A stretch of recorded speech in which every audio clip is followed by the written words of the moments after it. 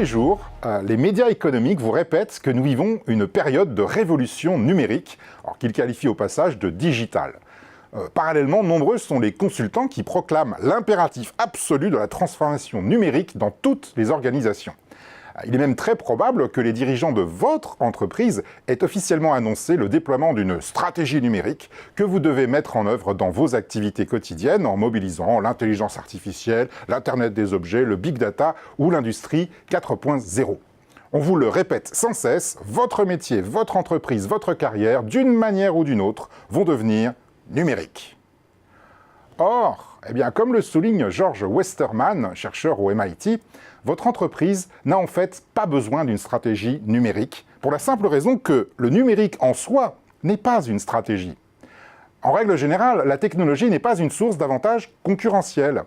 Même dans des activités à fort contenu technologique, comme l'informatique, les positions concurrentielles dominantes, comme celles qu'ont acquises successivement IBM dans les années 70, Microsoft dans les années 80, Dell dans les années 90 ou Apple dans les années 2010, n'ont pas résulté d'un avantage technologique déterminant, mais plutôt d'une approche commerciale ou logistique originale au service d'un positionnement stratégique astucieux. Ce n'est pas la technologie qui procure un avantage concurrentiel, c'est le fait qu'elle permet de nouvelles approches stratégiques. Dans l'expression « stratégie numérique », ce n'est pas le mot « numérique » qui importe, mais bien le mot « stratégie ».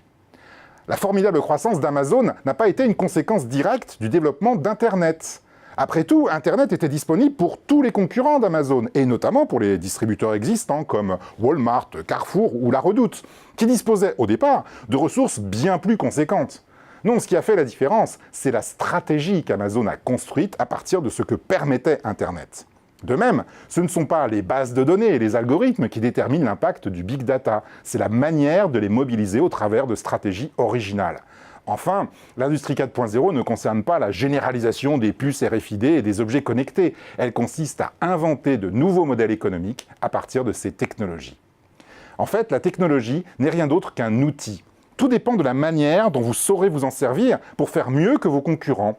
Investir dans la technologie n'a pas d'intérêt si vous n'avez pas conçu une stratégie capable d'en tirer bénéfice.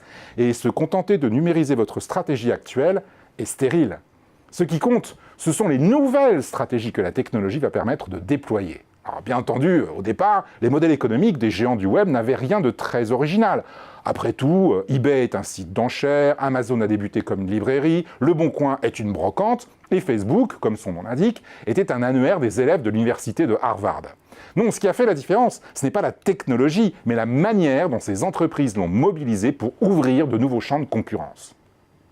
Au total, ce dont a besoin votre entreprise, ce n'est pas d'une stratégie numérique, mais d'une meilleure stratégie rendue possible par la technologie. Confondre le succès avec la technologie sur laquelle il repose, c'est croire qu'apprendre le piano fera de vous le nouveau Chopin ou que devenir sculpteur vous transformera en Michel-Ange.